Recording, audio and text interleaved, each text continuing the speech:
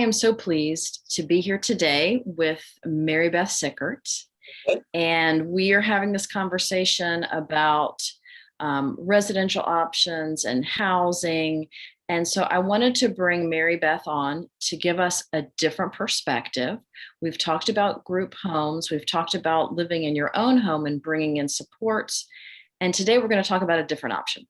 So Mary Beth's going to walk us through a little bit of what she and her family have experienced, and the happy ending, actually, and the hopeful ending, because we all go through some difficulties, but she's managed to take advantage of a wonderful other option and to make things work.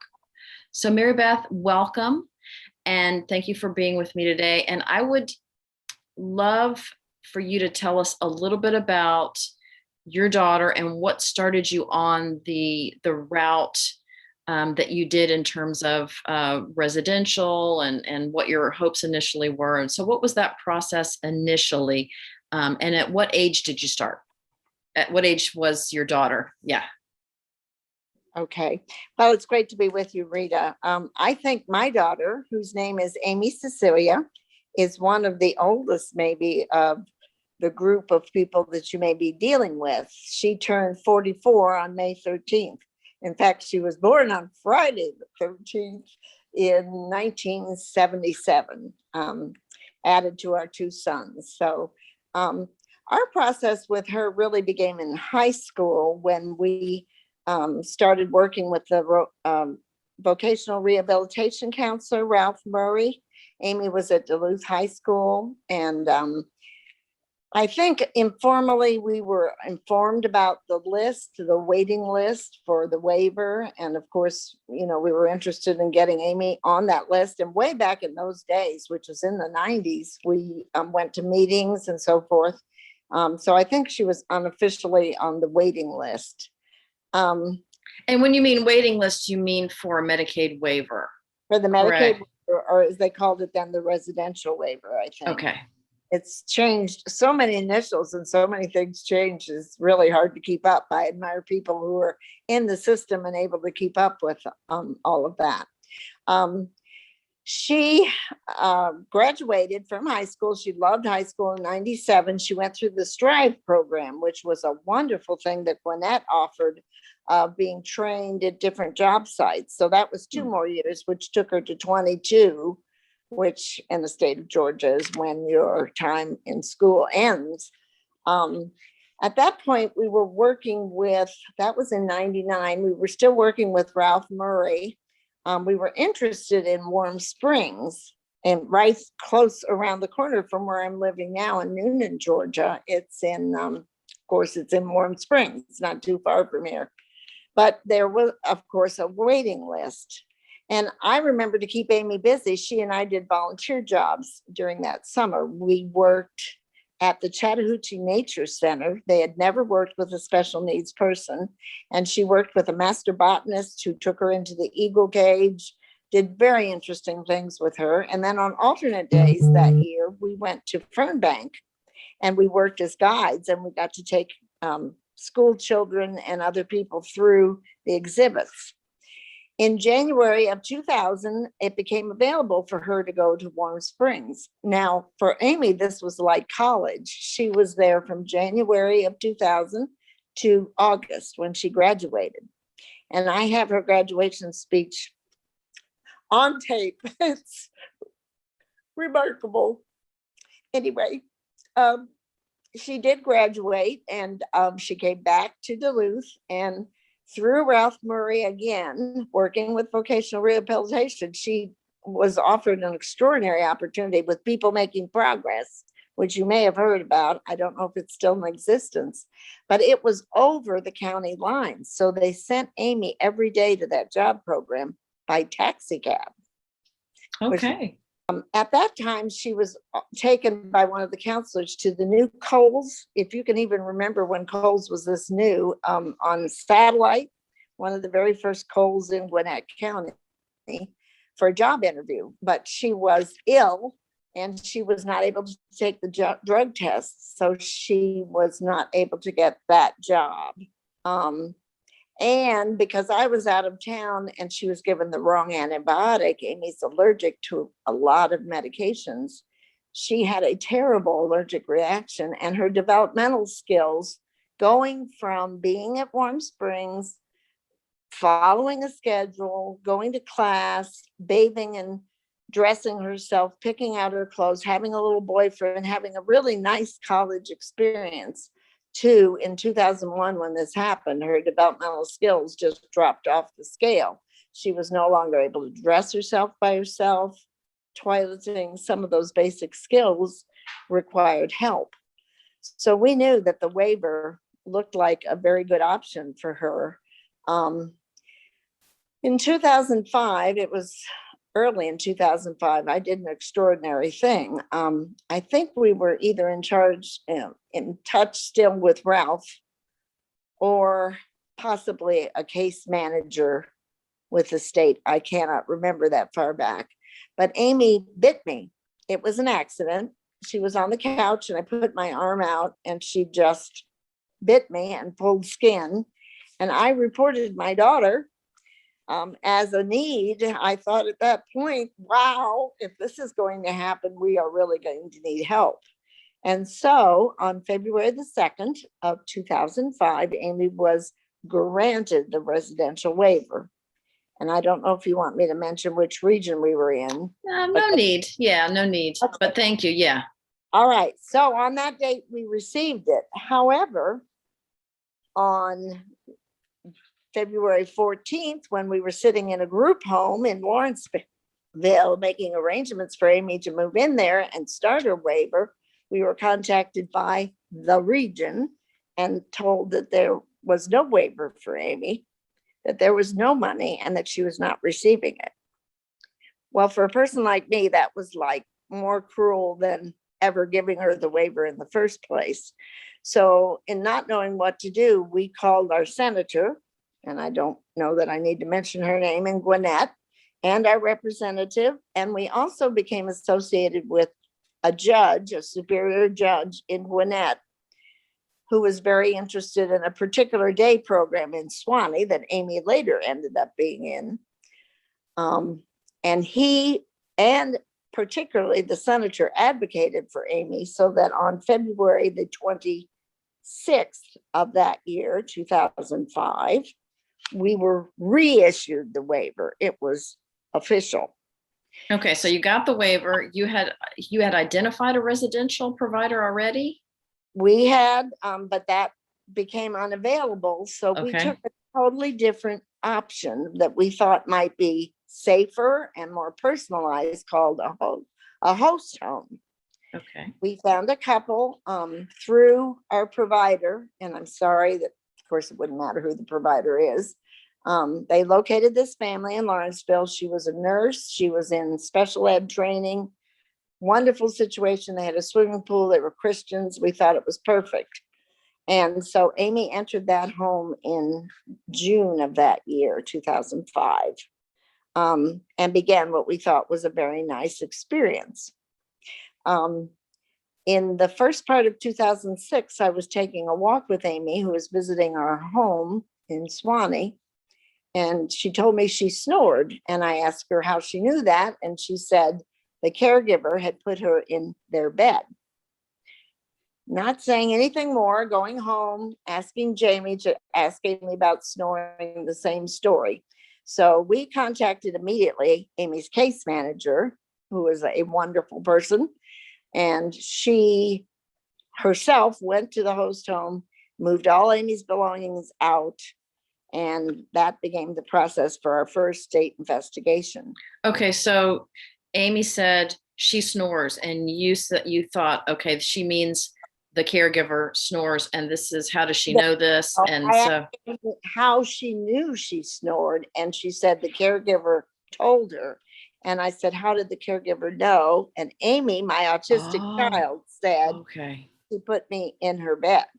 Okay. And not only did she say that much, but she told us she was in the middle in the bed. That's an extraordinary amount of information from an autistic. It is. And that had to be, and I don't want to trigger any bad emotions from back then, but it had to be extremely scary and frightening. Yes, everything.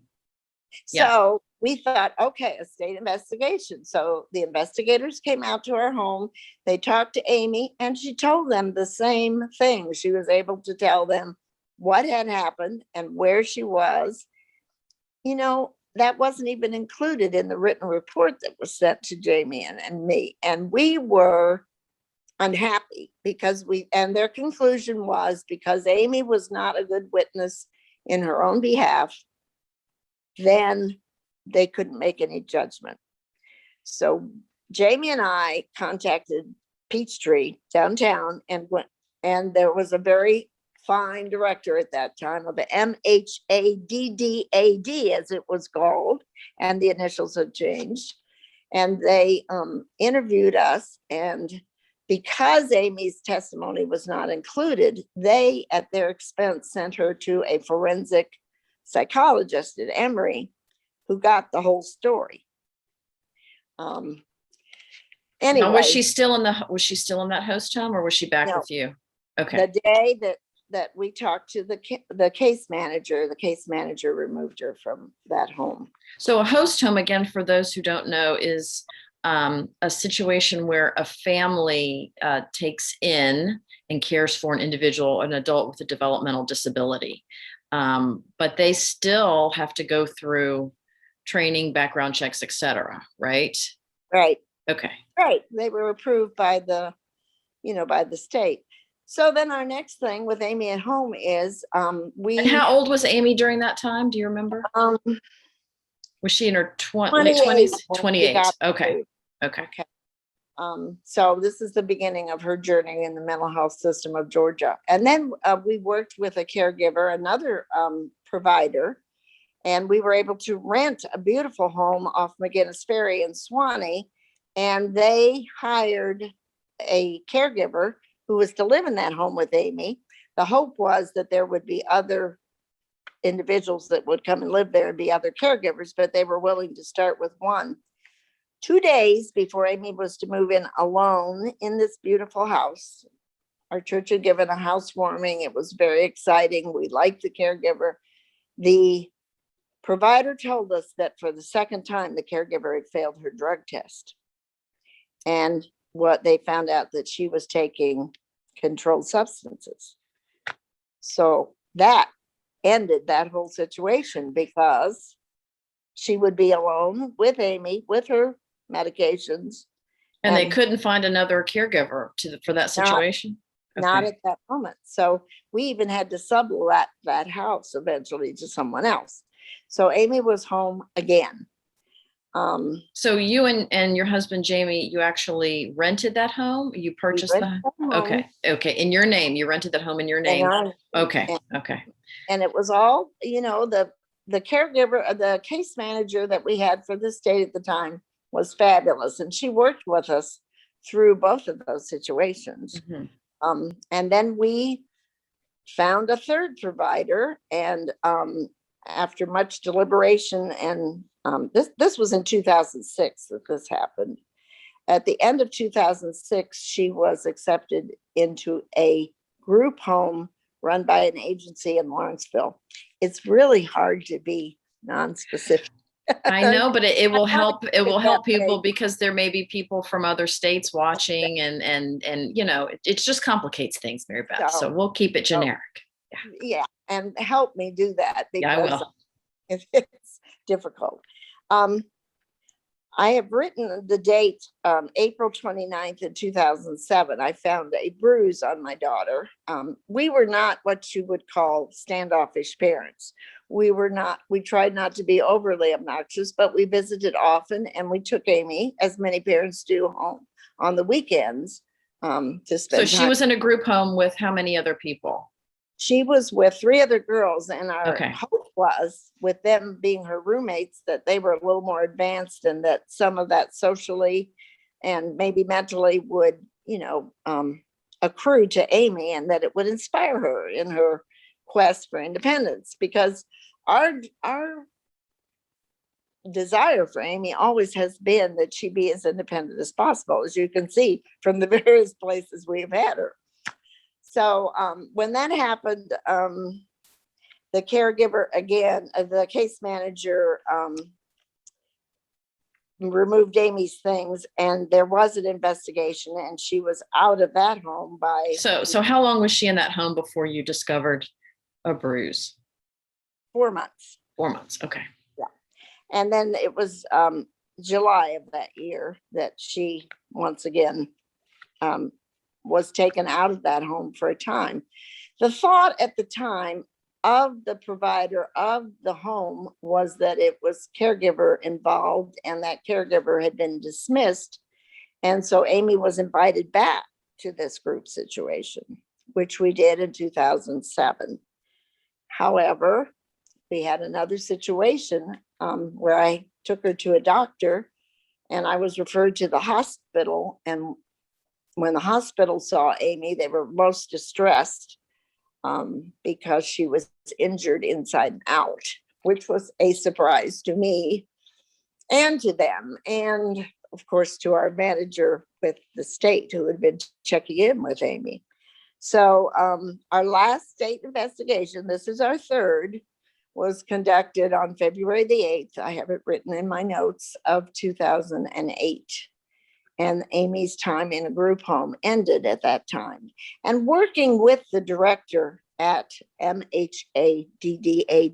at the time, her thought and the recommendation of others in the department was that Amy just was not well suited. They did find that it was incidentally, it was the roommates that had injured my daughter. And there was no oversight with caregiving staff, nothing.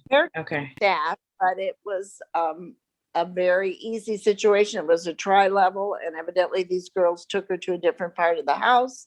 We don't know what happened. Amy will never tell us what happened, but it happened because it's documented medically. And that was in 2008. They said to us downtown with much concern, and after the initial investigation, even with the psychologist, which we couldn't go to, we had to turn Amy over to, I'm sorry, I'm getting calls, over to the psychologist just on faith, that Amy just was not well suited for a group home situation because she doesn't have the social cues to protect herself or even to express, what's happening. So fortunately, about that time, and of course, in my experience in 2005, in the fall of 2005, is when I entered Partners in Policymaking and was in that wonderful class of 2006. In 2007, I'm going to go back a little bit. Because of my training with Partners, I took Amy to the governor's office, and we met with the governor and with Kathy Roser and talked about what had happened to Amy and what was going on in the mental health system of Georgia. But as I say, by 2008, she was home, and we were at that time, self-directing was becoming more popular. Also microboards, if you have heard anything of microboards, which is parents becoming providers, so that this was prior to the self-directing that came to be in Georgia, so that parents had more control over what provision was being made, and that the budget was, instead of being given a percentage to providers, was going totally for the person. So it really was kind of a pioneering movement to the self-directing waiver. Because of them and because of the other parents in that group who had been in this area, I was able to plug into some good supports, find doctors, and really we started with a caregiver from care.com, and then our caregivers came to us by word of mouth. As one girl would enter college or get married, she would refer another caregiver. So that all of Amy's caregivers have really been in their 20s and early 30s. So it's like she's been taken care of here in the last 11 years by best friends. They design and we design with them her schedule. She goes out for lunch every day. She goes to nail salons. She's part of their experience with one of our recent caregivers is a single mom who has a little child, and she's in daycare and in school, but it's, I looked at Amy's path the other day. I found it in the basement. And so many of the things that we had hoped.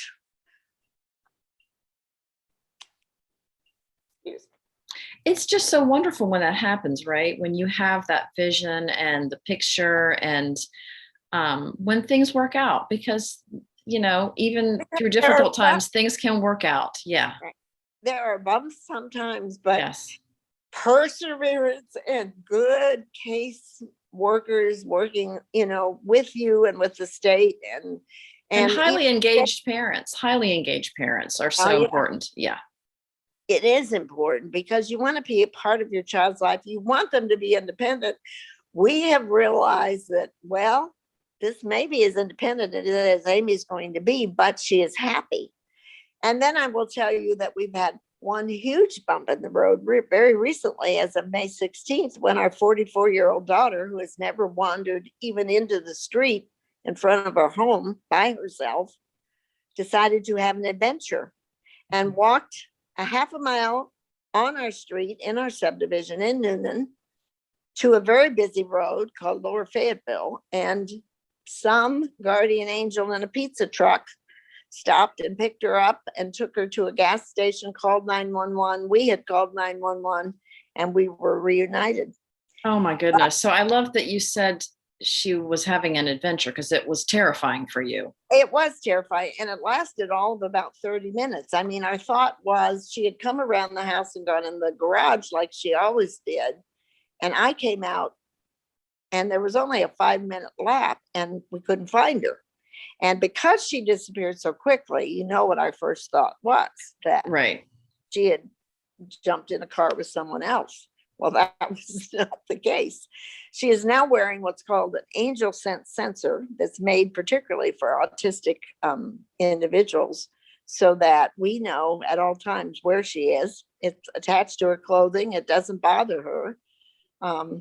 But it just proves that people should never say never, because I know of individuals that have to lock their houses and go to great lengths. And with Amy, that was never a concern. And now, because of her mental decline and because she has no fear of anything, basically, I guess, we now have to be on alert for this kind of an adventure. Well, Mary Beth, we should all have an angel in a pizza truck. Yes, we should all have an angel. Yeah. You know what a bulldog I am, and I've gone to the 2 Noonan policemen were there and a county policeman, because our home is in the county and this place where the gas station was in the city of Noonan. And Amy, when her father got there, was sitting happily in the back of a patrol car, smiling, would not identify him as her father, although she gave her Swanee address and she would give her name as Amy. As many times as you practice with autistic individuals, when the time comes, you really wonder. So she gave her name as Amy, her address as 950 Landover Crossing, Swanee, Georgia. Okay. All the policemen had until Jamie got there. So my message is, in spite of the fact that, you want independence, and Amy is independent in her own way because her program is independent. She is happy. I had her at the internist yesterday for the first time in a year. She's been that healthy. So happy endings are possible, but perseverance is the name of the game. And is there any advice to families that are maybe just starting, looking to see what their options might be? You talked about host home, group home, your own home with staff, and then finally self-directed services. Well, we thought we knew our daughter, and because she had certain abilities, Amy's always been able to read and write and operate a computer when it's set up for her.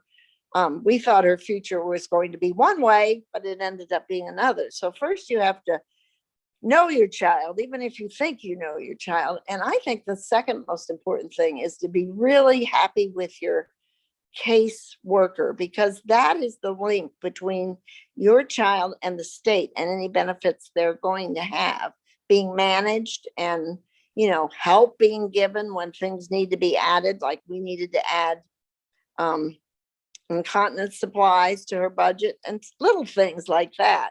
You want to have a really good working relationship with the case manager that the state gives you. And then don't be afraid or timid about talking to the authorities that be, to going down to Two Peach Tree and or wherever the case may be, wherever, yeah, be, wherever your state offices might be or your regional offices. And I think it's also important, as we learn in partners, to know your legislators, because legislators can contact state officials, and state officials have to respond in a certain amount of time to state legislators. Found that out in partners. And that helped us very much, in the benefits. Our legislator actually came to Amy's daycare in Swanee and spent some time out there, which I thought was extremely generous. It is extremely generous. Yeah. And so, keep going. Is there anything else that you wanted to add? And shop carefully for your providers. And the self-directing, to me, as a parent, it's like running a small business in a way, but it's not intimidating because there are lots of helps from the state, from the region, and certainly from your case manager. And then fortunately, we have payees that do the payroll and keep track of taxes and the more technical things. But parents are responsible for seeing that the caregivers are doing their job, the daily notes, timesheets, which are now electronic, which for Jamie, he's been doing that with the agency here for a long time. I know that's a big deal for some of the parents, but we can't be afraid to use computers, as complicated as they are, because they are our friend and they will facilitate things in this process, even of caring for our loved ones. So I'm so very happy that you found the right option. It sounds like self-direction was the right option for your family. And you went through an incredible, difficult journey to get to that option, but it sounds like all is well now and has been well for a good long time.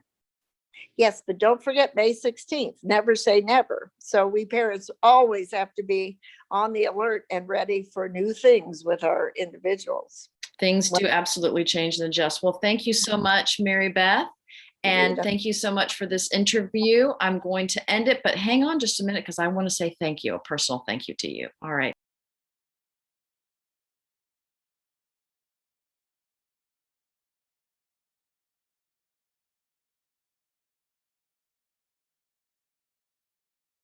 In 2009,